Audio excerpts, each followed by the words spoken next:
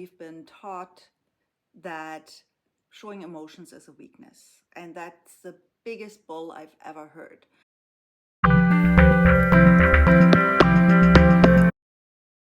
Hello peeps, it's Manuela here from the Halkonst Health Clinic with another video. Make sure to subscribe to my channel, and this is a new series I'm launching. It's called Happy is the New Sexy and Healthy is the Icing on the Cake. So I just came off a call with a lady who told me something that really not resonated with me, but resonated with me, that I need to share with the world, that we are fed wrong information. If it is all about health, if you want to truly get healthy and your body is aching, your body is whatever, you're suffering from any kind of illness, there's some information out there. Of course, a lot of people know we need to get things out. We need to discharge things. A lot of people recommend good things, let's say like yoga, breathing exercises, exercising in general. That is all getting certain things out, and we do something with our physical body, but it's not going to get to the root cause of everything, because society has taught us that feeling emotions is not good and it's not socially acceptable.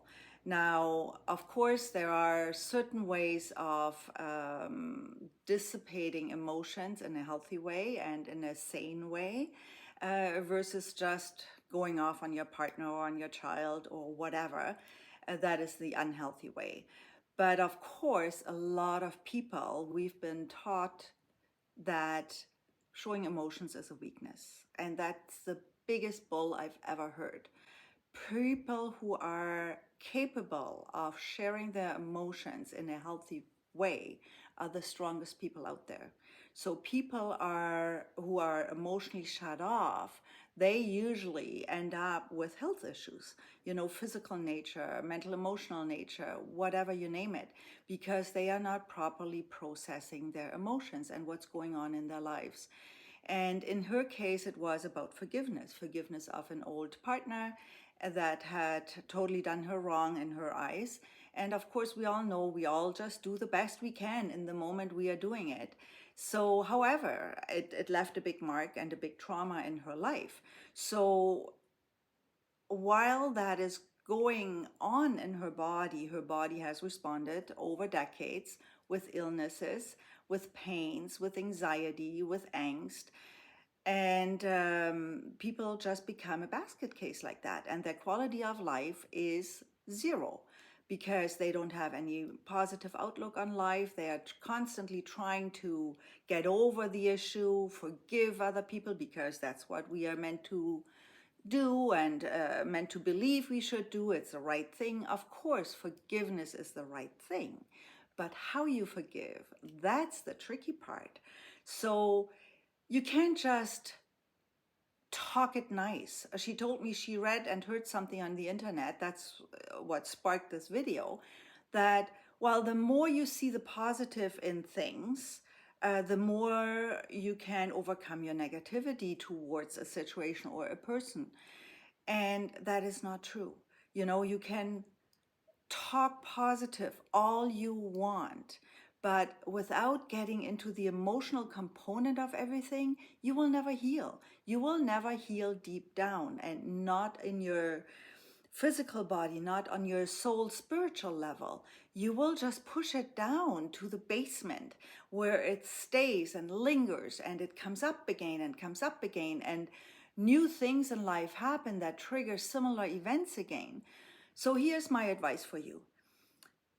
You need to get into the emotion, and truly fully get into the emotion, and not just through yoga breathing or through exercising or through any other breath work or any other modalities. You need to truly feel those emotions. And when we are capable of truly feeling those emotions, we need to come up with a discharge. So we need to find the space in us. It's really simple. We need to become like a little child to throw a tantrum.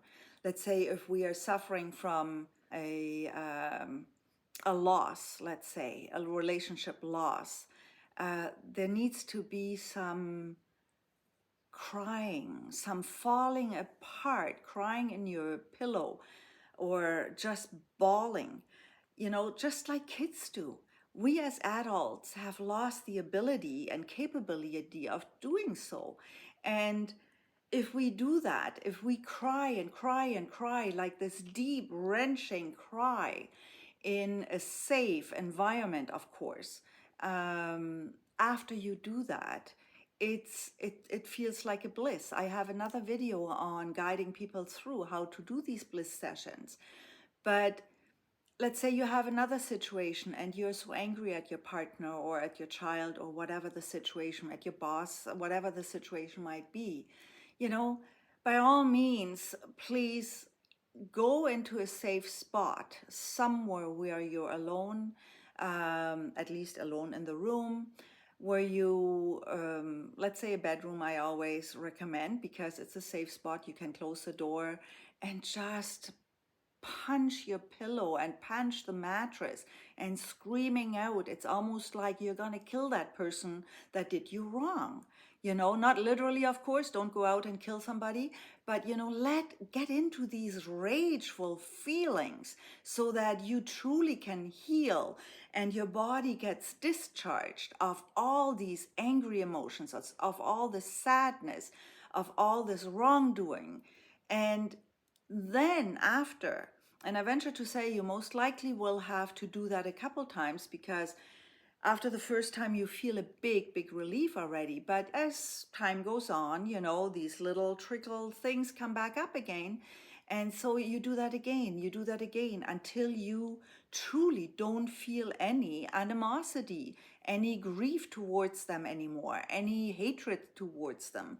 And then you can incorporate at that stage the good feelings. You can bless them. You can forgive them for their wrongdoing. You can wish them well for their wrongdoing, and that is how you detach from people, from situations. That's how you truly heal, so that your body does not need to keep it on a cellular level, always like a boiling pot, kind of, just waiting for another explosion to happen, basically. So you're only truly healed once you can truly love the person or the situation that you think that you're wrong. Happy is the new sexy, and healthy is the icing on the cake. So be happy, be sexy, and be healthy.